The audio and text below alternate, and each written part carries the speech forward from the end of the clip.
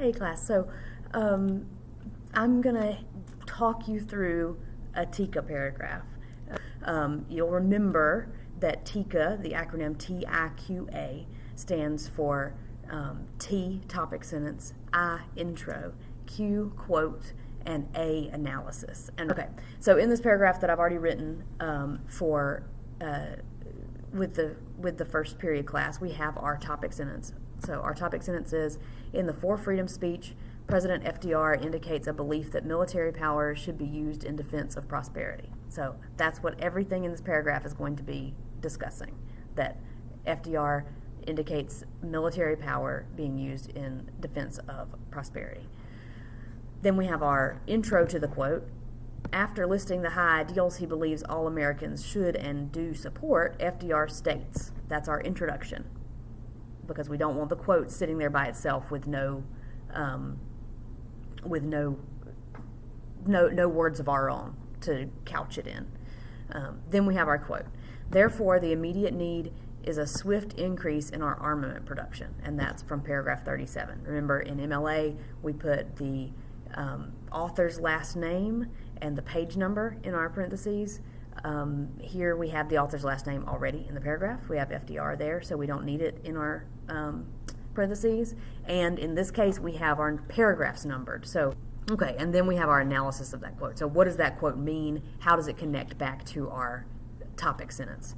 By following his moral imperative with the military one, remember I just said after listing the high ideals, he says this. So I'm referring back to what I've said. Roosevelt betrays his belief that in the end the U.S. will need to go to war to protect freedom. So this is one TIQA cycle. We got a TIQA. Now, when we do a TIQATIQA, the T changes its definition a little. So instead, we're not going to put another topic sentence. We already have our topic sentence for this paragraph. FDR indicates belief that military power should be used in defense of prosperity.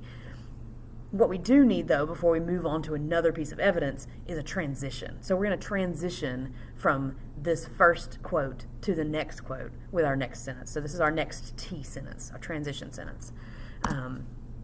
And I'm going to say that, of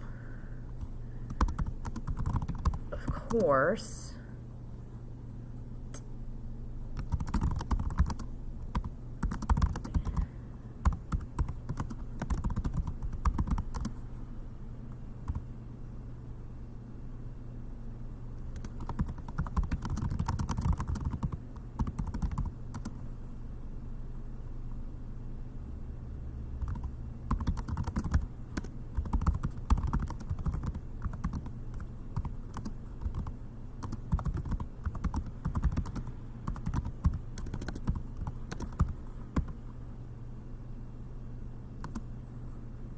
okay, so I'm going to say, of course, at the time of the speech, Roosevelt places most of the military onus of protecting democracy on democracies abroad.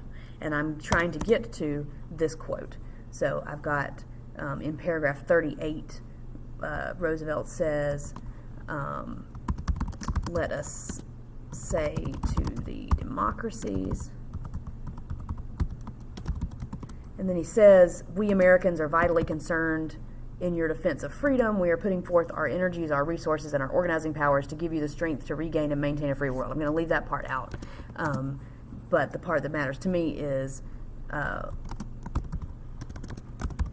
we shall send you in ever-increasing numbers ships, planes, tanks, guns. Okay. And so now I need to intro that quote. So my intro to that quote is what? So what I've said is Roosevelt is placing most of the military onus on protecting democracies on democracies abroad. So now I'll say to them, the democracies abroad, right?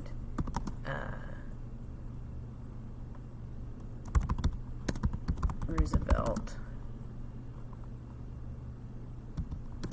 promises, and then I'm going to put my quote. So with that intro, I don't need the let us say to the democracies. I've already sort of paraphrased that, right? He's saying this to them. And so what he says to them is, we shall send you, and I'm going to leave out this piece too, I don't need it either. So, okay, and we only need one quotation mark here, and we don't want that period because we're going to put the period at the end here. We don't need Roosevelt because we've got his name in the paragraph, in the sentence, and this was paragraph 38. Okay, and so now we move on to our analysis of this quote. So how does this now connect to what I've just said and to the idea that military power should be used in defense of prosperity? And so I'm going to say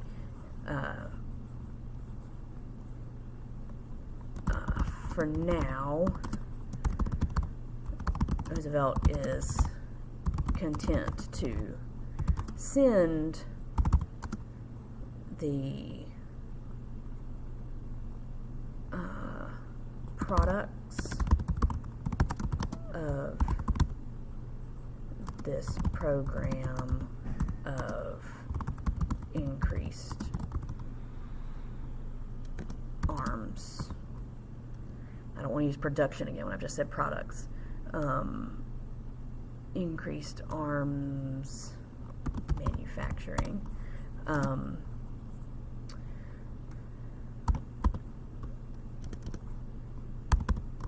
To other countries and let them do the actual fighting.